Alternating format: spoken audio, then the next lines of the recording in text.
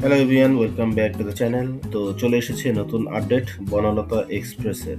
আমরা জানি উৎসব সিনেমার পরিচালক তানিম নূর পরিচালিত নতুন সিনেমা হচ্ছে বনলতা এক্সপ্রেস, যেটা কিনা এবারে রোজার ঈদে মুক্তি পেতে যাচ্ছে, যেখানে অনেক অভিনয় শিল্পীরা অভিনয় করেছেন, যাদের মধ্যে আছেন মোশাররফ করিম, চঞ্চল চৌধুরী, সাবিলা নূর এবং আরো অনেকেই, শ্যামল মাওলা আছেন।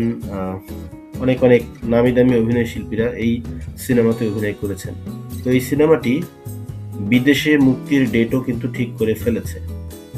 সিনেমাটি দেশের প্রেক্ষাগৃহে মুক্তির পর আগামী ৩রা এপ্রিল আমেরিকা, কানাডা এবং যুক্তরাজ্যের বিভিন্ন প্রেক্ষাগৃহে মুক্তি পাবে এবং এই ওভারসিজ ডিস্ট্রিবিউশনের যে রেসপন্সিবিলিটি, সেই দায়িত্বে রয়েছে স্বপ্ন স্ক্রেয়ারকো লিমিটেড এবং রিভারি ফিল্মস।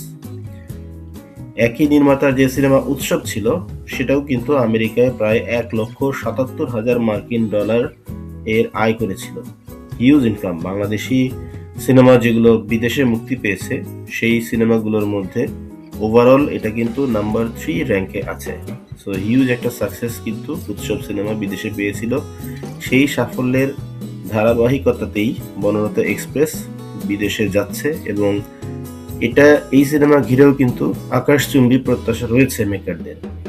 সো এত এত অভিনয় শিল্পীদের ভিড়ে তানিম নূর অবশ্যই আরো একটি মাস্টারপিস আমাদেরকে উপহার দেবেন, আমরা এরকমটাই বিলিভ করছি বনলতা এক্সপ্রেসের ক্ষেত্রে।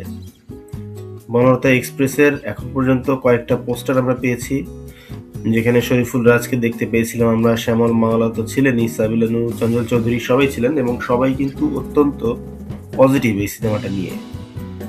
এবং তানিম নূরের যে সাকসেসটা সে উৎসব সিনেমার মাধ্যমে পেয়েছে, সেই সাকসেসের মাধ্যমেই হয়তো বনলতা এক্সপ্রেসও তাকে সাফল্য এনে দেবে।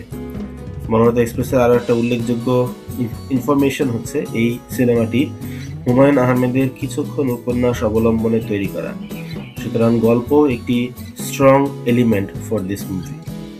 এটা 100% খাঁটি বাংলাদেশি সিনেমা, এই সেন্সে যে এখানে যারা অভিনয় করেছেন তারা বাংলাদেশি, যারা বানিয়েছেন তারা বাংলাদেশি, এবং এটার পোস্ট প্রোডাকশন যা কাজ কারবার যা আছে সবই বাংলাদেশে করা হচ্ছে। তো এটার মাধ্যমে আমাদের যেমন ক্যাপাবিলিটি বেড়েছে সিনেমা প্রোডাকশনের ক্ষেত্রে, ঠিক তেমনি কোয়ালিটি কন্টেন্টও আমরা পেতে যাচ্ছি বাংলাদেশে। এই ঈদেও কিন্তু অনেকগুলো নতুন সিনেপ্লেক্স উদ্বোধন হবে এই সব ঈদের সিনেমার মাধ্যমে। তো সেটাও একটা পজিটিভ বিষয়। আর এখানে দেশের সাথে সাথে দেশের বাইরের মার্কেট থেকেও আমরা আয় করতেছি, যে জিনিসটা আমাদের সিনেমার ফিউচারের জন্য ভালো ইম্প্যাক্ট ফেলবে। তো এই ইনফরমেশন শুনে আপনার কেমন লাগলো অবশ্যই আমাদেরকে কমেন্ট করে জানাবেন। আমাদের ভিডিও ভালো লাগলে লাইক করবেন, শেয়ার করবেন ফ্রেন্ডদের সাথে, আর আমাদের চ্যানেলে যদি নতুন হয়ে থাকেন অবশ্যই সাবস্ক্রাইব করবেন। কথা হবে পরবর্তীতে অন্য কোনো ভিডিওতে। সেই পর্যন্ত ভালো থাকবেন।